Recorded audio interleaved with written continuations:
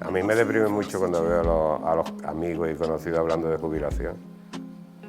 Yo los entiendo, pero vaya, es que en mi caso, como es un tema en que no se puede jubilar uno, porque esto no me lo ha impuesto nadie, lo he elegido yo. Hay imágenes fascinantes de Renoir, el que tenía una artrosis inmensa en las manos, pintando con el pincel atado a la mano. Y hay magníficas fotos de Matisse, medio muriéndose, y pintando desde la cama. Picasso, 3 días antes de morirse, estaba pintando. Cuando alguien ha hecho eso, entre comillas, por la libertad y por el arte, uno no puede ser menos, uno tiene que ser solidario con esa gente. Tras más de 40 años empuñando un pincel, el artista Chema Cobo sigue fiel a su esencia, no tener una marca definida. Para este pintor gaditano que estudió filosofía, lo de menos es la forma siempre y cuando su obra cuestione lo convencional y diluya conceptos preestablecidos. Tras su participación en la 6ª edición de las Jornadas de Prácticas Artísticas de la Universidad de Málaga, entrevistamos a este prolífico pintor en su casa estudio, fiel reflejo de su mundo interior, y conversamos con él sobre su imaginario, su forma de comprender el arte, las cosas que le inspiran y cómo se enfrenta al lienzo en blanco.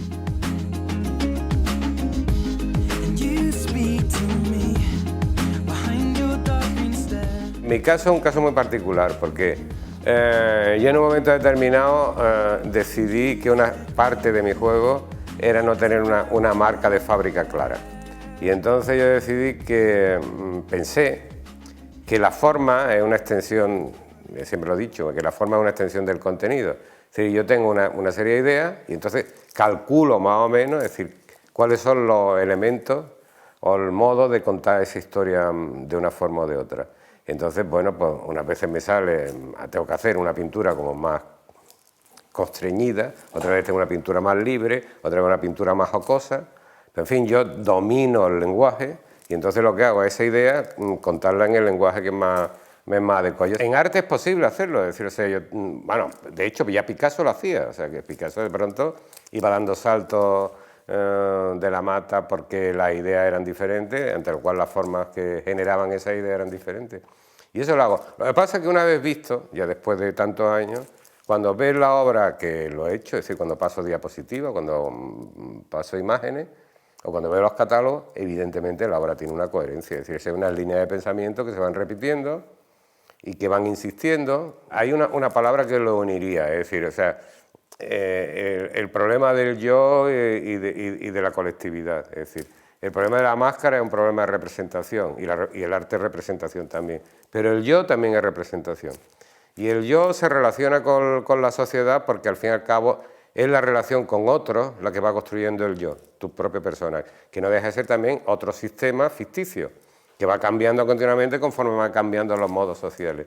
Entonces, en ese campo es donde creo que me muevo. No es el hecho material de la pintura lo que me interesa, sino las consecuencias de ese hecho material, es decir, lo que la imagen da de sí y cómo yo planteo la imagen de tal manera que cuestione la forma de ver convencional que tenemos todos. O sea, nosotros nos habituamos a mirar desde un punto de vista, y en cambio si tú te pones en otro lado, si tú lo modificas un poco, pones al espectador en otro sitio. Y eso produce un extrañamiento. Y el producir extrañamiento es parte esencial del arte, es decir, y parte esencial del artista para que el espectador vea más allá de lo que pretende ver o de lo que se supone que está viendo.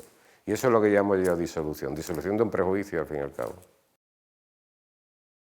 El Joker, por ejemplo, es un personaje que surge en un momento a finales de los 80, en el 86-87, y sale como comentarista de la obra en la que sale, pero de la obra anterior del artista. Es decir, que está haciendo una especie de comentario irónico de la obra del artista y haciendo un comentario irónico también de la sociedad en la que está ese artista. Entonces se mueve entre el individuo que está haciendo obra, que nunca aparece, porque yo, cuando he dicho siempre que cuando el yo que se muestra en los cuadros no es el real, es uno de los yo. Y de hecho ya también en la primera exposición yo recuerdo que había una frase de Pessoa que yo utilicé como lema, y esto estoy hablando del año 74, que decía que el poeta es un fingidor, yo decía el artista es un fingidor, ¿no? El que tiene que dar la información clara es el periodismo. y objetivas. El artista no, el artista tiene que ir más allá y de todas formas, es decir, a partir de lo que pasa en el mundo y transformarlo en otra cosa que vaya más allá de lo que está pasando, para que la gente se pregunte lo que hay detrás.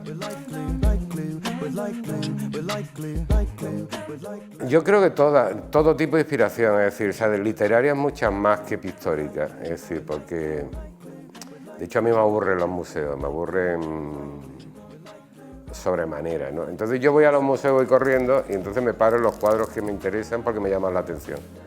Artistas hay muchos, desde Marcel Duchamp a Picasso, por ejemplo, es decir, que aparentemente son contradictorios, a Francis Picabia, por ejemplo, hablando de contemporáneos, pues no sé, pues, de mis contemporáneos, mis compañeros de generación, como puede ser Carlos Alcolea, Pérez Villalta, estos me interesan, porque son amigos míos. Artistas más jóvenes también me interesan. Y que me influye en todo. Pero a mí la literatura que más me influye, de entrada es la filosofía. Es decir, yo con 17 años descubrí a Nietzsche y creo que me sigue influyendo mucho. Es decir, de vez en cuando me resurge la pasión nietzscheana, que es la pasión del juego también. Si por influencia, yo todo. Es decir, yo soy como una especie de vampiro que voy chupando sangre a todo lo que se cruza. Realmente lo que hago lo reparto sobre todo en leer, en tomar notas de cosas y en preparar. Muchas veces a lo mejor estoy quieto en un sitio y estoy planteándome un cuadro y entonces esa sesión es como de una idea que puedes tener o de algo que te empieza una mosca que empieza a darte vuelta a la cabeza. Ir entreteniéndola hasta cazarla, hacerla que crezca, visualizarla y llevarla al cuadro. Y eso tiene que estar como muy atento, lo cual cansa mucho más que el trabajo material de ejecutarlo. Después a veces, una vez que has resuelto el cuadro, una vez que lo has pintado y que el cuadro empieza a hablar por sí solo y te dice, bueno, quítate de en medio, yo normalmente guardo esos cuadros y como soy bastante reticente y bastante obsesivo, siempre a veces se me queda algo pendiente y no sé lo que es, y una vez que ha pasado un tiempo vuelvo a ver el cuadro y a veces lo retoco, o sea, le modifico algo, le cambio algo, hasta entonces cuando cuajan de verdad.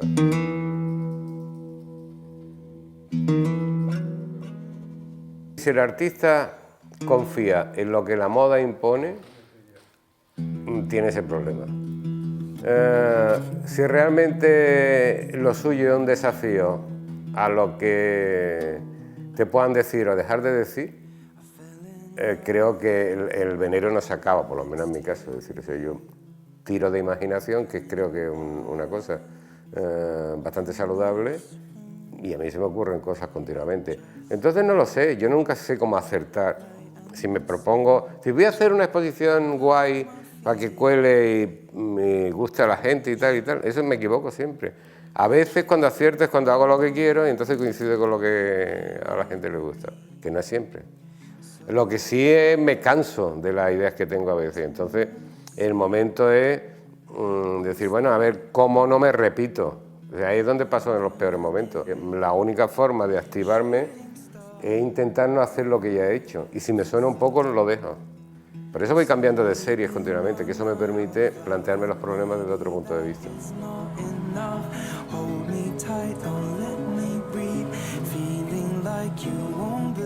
El problema es que los artistas somos aburridos por naturaleza. O estamos haciendo lo que nos gusta o somos un latazo. Tenemos neura. Y yo, con tal de no estar neura, prefiero seguir pintando. Bastante neura estoy ya pintando, pero en fin. Pero yo sí lo necesito, a mí me gusta mucho especular y jugar a esto. Es decir, en el fondo, a lo mejor soy un niño que no ha crecido, o sea pero bueno, eso es bueno, porque uno se permite hacer gamberradas que los demás no pueden.